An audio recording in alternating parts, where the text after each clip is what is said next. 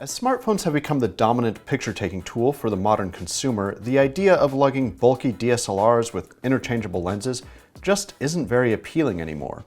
But smartphones carry limitations in both image quality and in features like the ability to zoom in.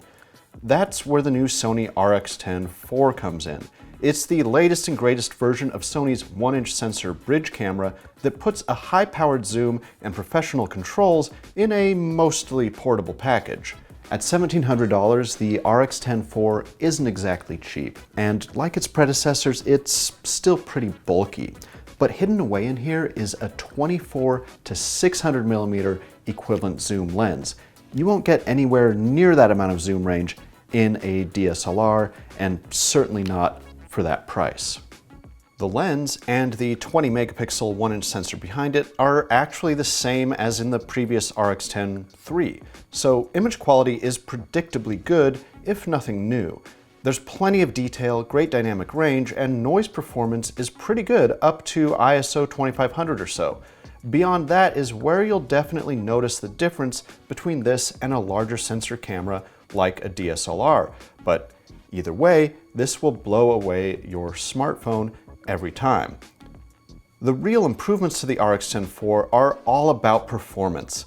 Where the Mark III had just 25 autofocus points, the Mark IV now has 315, and it uses phase detection for very impressive focusing speed. In particular, we found that eye-tracking autofocus worked really well, and this will ensure that your portraits remain tack-sharp with the focus exactly where you want it to be. Continuous shooting speed has also been significantly improved, with the RX10 IV achieving up to 24 frames per second with the electronic shutter, compared to 14 on the Mark III.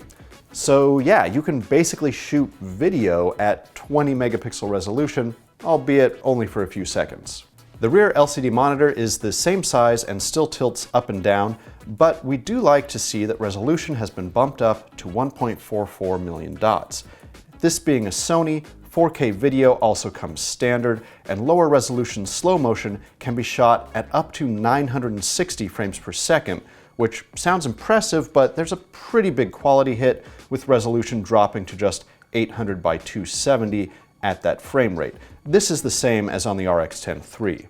So there is one downgrade to the RX10 IV, and that's battery life, which is now rated at just 400 shots per charge compared to 420 on the RX10 III.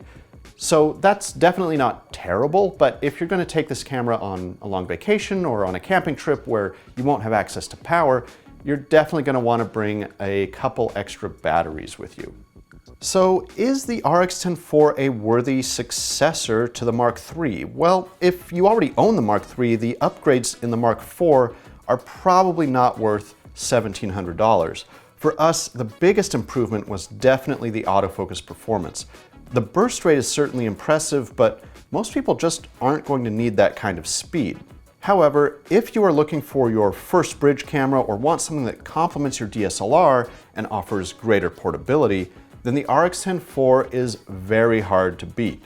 If you can afford it, it's the way to go. It may be the most expensive in its class, but it's also the top performer by a fair margin. For more on the RX10 IV, make sure you head to digitaltrends.com to read the full review by David Elrich.